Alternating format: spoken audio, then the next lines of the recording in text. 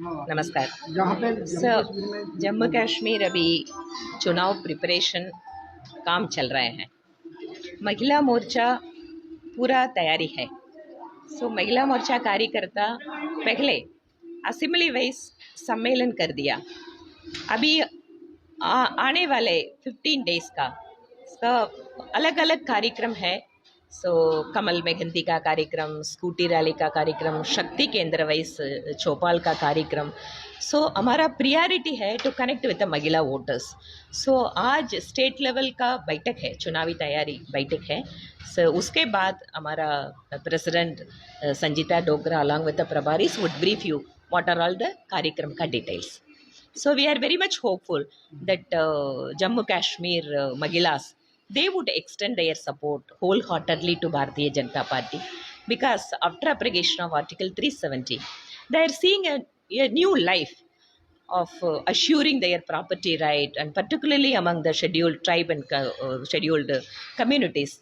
There is an assurance of giving a reservation for them. So it's all long pending demand. It is very much possible for them now only after BJP's government, after abrogation of Article 370 in this region. जिस तरह से गृहिणी के लिए एक महंगाई का बहुत बड़ा मुद्दा है, जो गृहिणी के लिए बड़ी मुश्किल है, महंगाई के दौर में जो घर को चलाना बड़ा मुश्किल है, और ये लगातार बढ़ रहा है क्योंकि परचेजिंग पावर जो है वो कम हो रही है. Sir, as far as inflation is concerned, it is not only Jammu Kashmir. All over India, whatever it is applicable to, that would applicable to Jammu Kashmir also. But what I would like to say that you compare the inflation rate in other countries.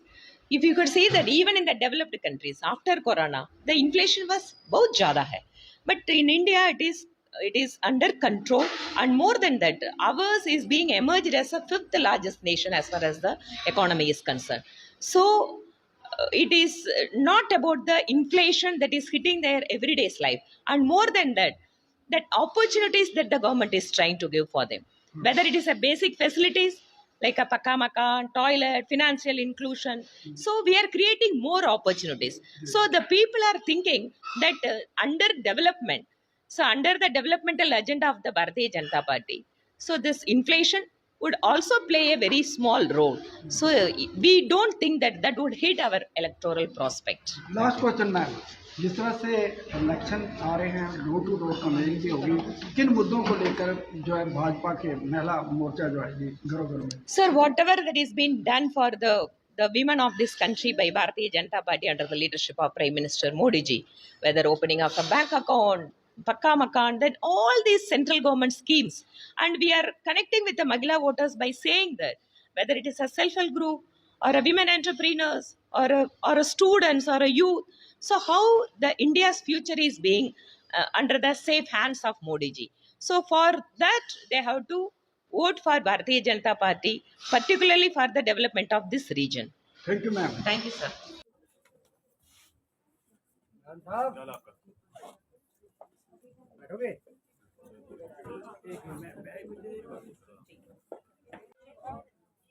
आगे ma'am उस side दूसरी side इधर से आ जाना विजय इधर से आ जाना ma'am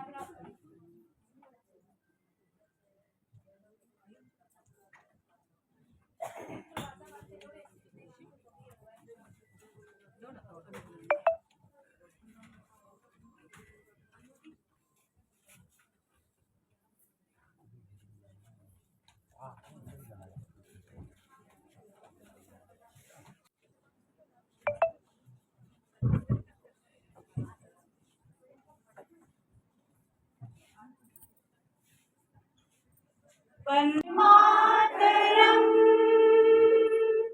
Vande Mataram.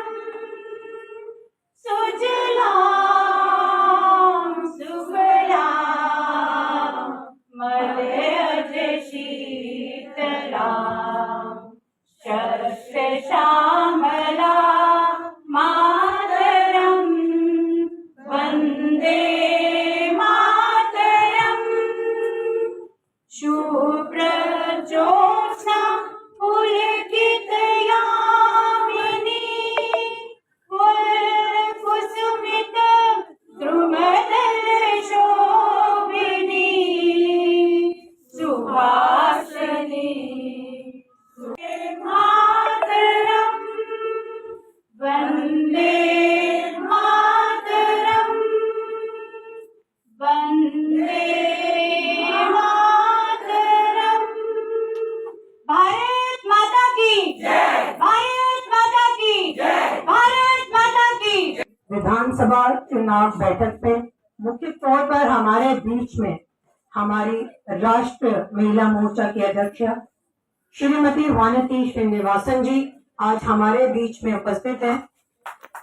इनका जोरदार तालियां भारतीय जनता पार्टी महिला मोर्चा की ओर से और आज मंदिरों के शहर में ये यहाँ आई हैं। इनका दिल की गहराइयों से हार्दिक अभिनंदन, हार्दिक स्वागत। एक महिला कल्याण कार्यकर्ता कार्य हैं और पेशे से एक वकील हैं। एकल माताओं के सशक्तिकरण के लिए जानी जाती हैं और लाइव टेलीविजन बहस पर विनम्र और स्ट्रिक्ट राजनीतिक उत्तर देने वाले कुछ राजनेताओं में से एक हैं। और वर्तमान में हमारे भारतीय जनता पार्टी जम्मू कश्मीर अध्यक्षा श्रीमती संजीता डोगरा जी से अनुरोध करती हूँ कि हमारी मुख्य अतिथि का चुनरी पहनाकर जोरदार तालियों से हमारी राष्ट्रीय अध्यक्ष श्रीमती वानती श्रीनिवासन जी का से अनुरोध करती हूँ कि उनका भी चुनरी पहनाकर स्वागत किया जाए। हमारे बीच में नेशनल टीम स्पेशल इनवाइटी से समिता बारुआ जी भी हैं, तो संगीता जी उनको भी चुनरी पहना के स्वागत करें। और ये दोनों बहनें हमारे इलेक्शन इंचार्ज हमारी महिला मोर्चा के लिए जम्मू कश्मीर में भी यहाँ पर कैंपेन के लिए आई हैं।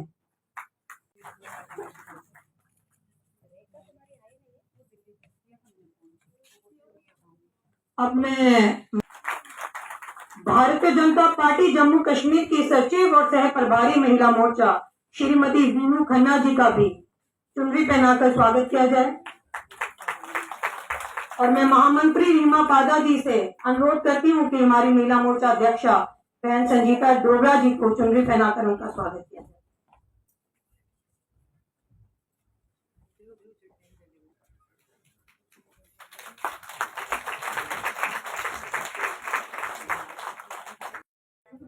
हमारे बीच में मुख्य तौर पर हम सबकी सहेली और बहुत ही प्यारी बहन जिसका समय समय पर पूरे जम्मू कश्मीर महिला मोर्चा को मार्गदर्शन मिलता है, आज हम सबको उनके साथ मिलने का, उनकी बात सुनने का सौभाग्य प्राप्त हुआ है। ऐसी हम सबकी मार्गदर्शक बहन हमारी आदरणीय राष्ट्रीय अध्यक्षा श्रीमती वानती श्रीनिवासन जी, जोरदार तालियों से उनका स्वागत। उनके साथ साथ ही हमारे ये जो विधानसभा के चुनाव होने जा रहे हैं, इनकी 2 सह प्रभारी बनाई गई हैं। प्रभारी हमारी महामंत्री आदरणीय दीप्ति रावत जी हैं, वो भी 1-2 दिन तक हमारे बीच में होंगी। अभी जो उनके साथ 2 बहनें राष्ट्रीय स्तर से यहाँ पर भेजी हैं, चुनाव का जो हम लोगों का अब शुरू होने वाला है, उसमें जो हमारी सहायता और हमारा मार्गदर्शन करेंगी, ऐसी हमारी बहन सुनीता जी जो कि स्पेशल इनवाइटी है नेशनल टीम में, उनके साथ साथ डॉक्टर अंजू जी जो कि एनईसी मेंबर हैं। जोरदार तालियों से बहनों का स्वागत। हमारे प्रदेश में उपाध्यक्ष और महिला मोर्चा के प्रभारी जिन बहनों का हमें समय समय पर मार्गदर्शन मिलता है, ऐसी हमारी बहन अनुराधाचार्य जी, उनके साथ ही प्रदेश में सचिव और महिला मोर्चा के सह प्रभारी आदरणीय बहन हमारी, आप सबके साथ अध्यक्षा जी मिलना चाहते थे। उनका यही था कि उन्होंने कहा था कि सभी जिला अध्यक्ष, उनके महामंत्री, मंडल अध्यक्ष और उनके महामंत्री और कश्मीर से भी बहनें जो है यहाँ पर होनी चाहिए, ताकि इलेक्शन में हम लोगों को क्या आगे करना है वो हम लोगों को आज मार्गदर्शन मिलेगा आदरणीय अध्यक्षा जी का। मैं जम्मू कश्मीर के सभी बहनों की ओर से अपनी राष्ट्रीय अध्यक्षा आदरणीय बहन श्रीमती वानती अच्छे तरीके से काम किया था।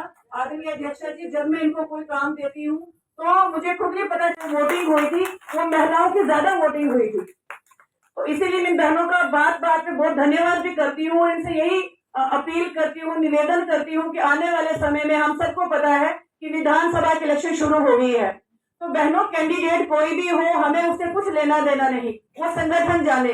लेकिन जैसे हमने लोकसभा में मेहनत की है, इसी तरह से विधानसभा में भी हमको मेहनत करनी है। दिन रात हम लोगों को एक महीना मेहनत करनी है अपने संगठन के लिए। हमारे लिए सिर्फ और सिर्फ भारतीय जनता पार्टी कमल का फूल और आधुनिक प्रधानमंत्री जी, हमने सिर्फ यही देखना है और भारी से भारी बहुमत के साथ जो भी हमारे प्रदेश का, हमारे विधानसभा का प्रत्याशी होगा उसको जिताना है, क्योंकि हम सब चाहते हैं यहाँ पर हमारी अपनी सरकार हो। और ये तभी संभव होगा जैसे आपने लोकसभा में मेहनत की है, इसी तरह से आपने विधानसभा में भी मेहनत करनी है। मैं आदरणीय अध्यक्षा जी आपको विश्वास दिलाती हूँ कि जो भी काम आप हमें देकर जाओगे उस काम को बूथ लेवल तक हम बड़े अच्छे तरीके से काम को करेंगे और जो आपको हमसे उम्मीद है उस पे हम खरा उतरने का पूरा प्रयास करेंगे। आज अगर जम्मू कश्मीर कहीं आदरणीय भाई साहब मंच पर आए, सुनिए मेरी बात। नहीं मंच पे तो आना पड़ेगा भाई साहब, 2 मिनट। ऐसा है, हम यही एक स्थान अपना ग्रहण करेंगे। नहीं, आपको मन की बात प्रोग्राम सुनना है ना? हाँ। बस इसीलिए हम भी आपका सहयोग करेंगे और तो सुनेंगे आगे आपके चेयर साथ। लगवा लेते हैं कोई और। नहीं आगे नहीं, चेयर नहीं, लगवा नहीं, लेते हैं। नहीं, आप आइए प्लीज। स्वागत है, स्वागत है। सुमन जी आपसे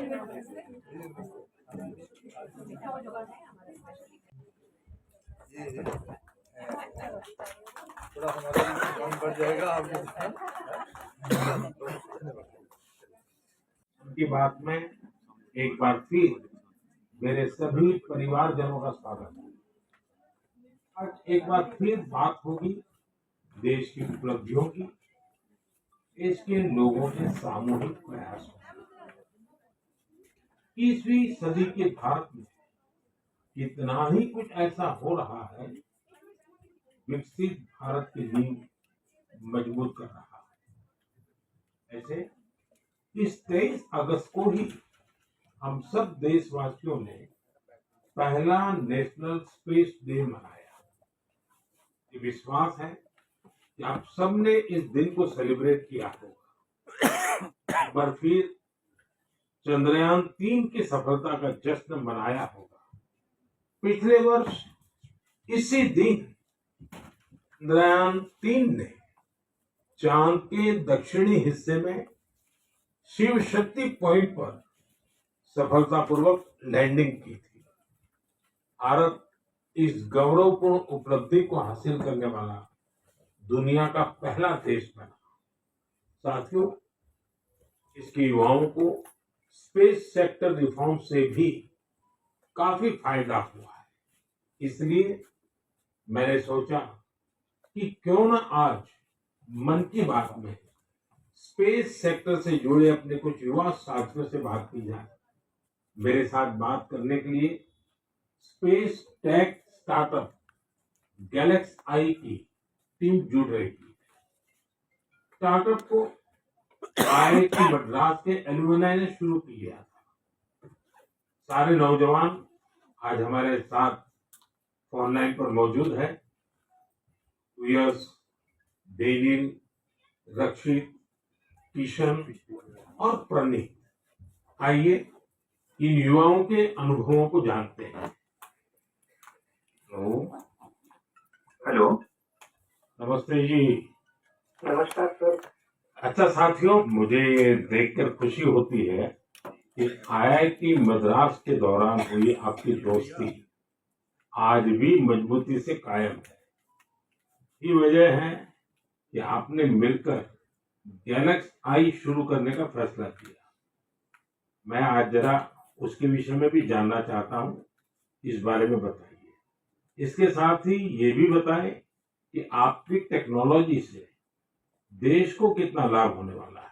जी, मेरा नाम सुयश है। हम लोग साथ में, जैसा आपने बोला, सब लोग साथ में IIT मद्रास में मिले। वहीं पर हम लोग सब पढ़ाई कर रहे थे, अलग अलग ईयर्स में थे अपने इंजीनियरिंग के। और उसी वक्त हम लोगों ने सोचा कि एक हाइपरलूप नाम का एक प्रोजेक्ट है जो हम लोग चाहते थे साथ में करेंगे। उसी दौरान हमने एक टीम की शुरुआत की, उसका नाम था आविष्कार हाइपरलूप, जिसको लेकर हम लोग अमेरिका भी गए। उस साल हम एशिया की इकलौती टीम थी जो वहां गई और हमारे देश का जो झंडा है उसको हमने फहराया। और हम टॉप 20 टीम्स में से थे जो out of around 1500 teams around the world. चलिए, आगे सुनने से पहले इसके लिए तो बधाई दे दूं मैं। बहुत बहुत धन्यवाद आपका।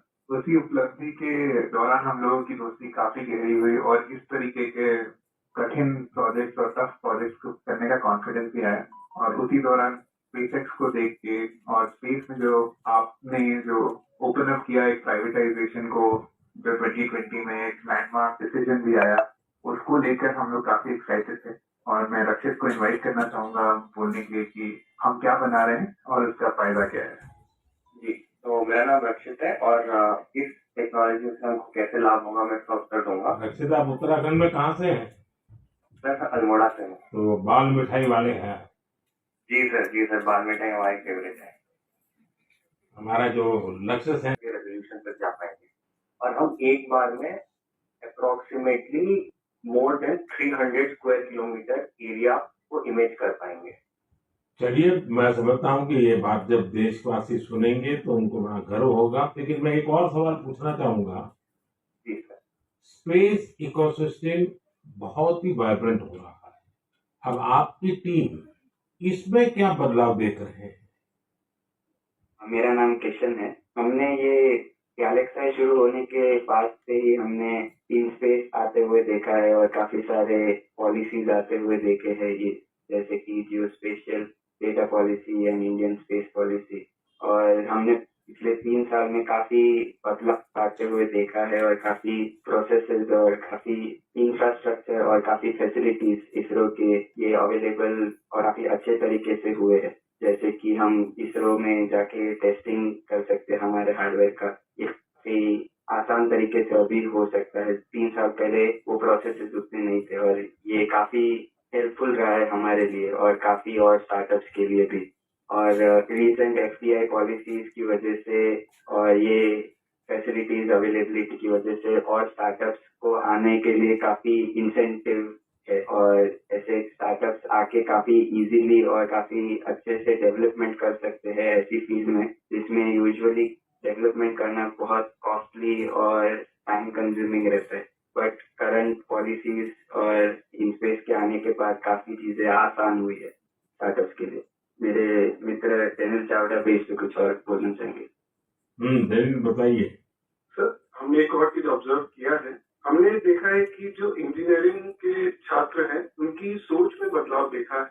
वो पहले बाहर जाके हायर स्टडीज परस्यू करना चाहते थे और वहाँ काम करना चाहते थे और स्पेस डोमेन में। बट अब क्योंकि इंडिया में स्पेस इकोसिस्टम बहुत अच्छी तरीके से आ रहा है तो इस कारण वो लोग इंडिया वापस आके इस इकोसिस्टम के पार्ट बनना चाहते हैं। तो ये काफी अच्छा फीडबैक हमें मिला है और हमारे खुद की कंपनी में कुछ लोग वापस आके काम कर रहे हैं इसी वजह से। लाभ होता है और जो आपके वर्णन से, और क्योंकि आप उस फील्ड में हैं तो आपको ध्यान में जरूर आता है और आपने ऑब्जर्व भी किया है कि देश के नौजवान अब इस फील्ड में यहीं पर अपना भविष्य आजमाना चाहते हैं, अपने टैलेंट का उपयोग करना चाहते हैं। बहुत अच्छा ऑब्जर्वेशन है आपका। एक और सवाल मैं पूछना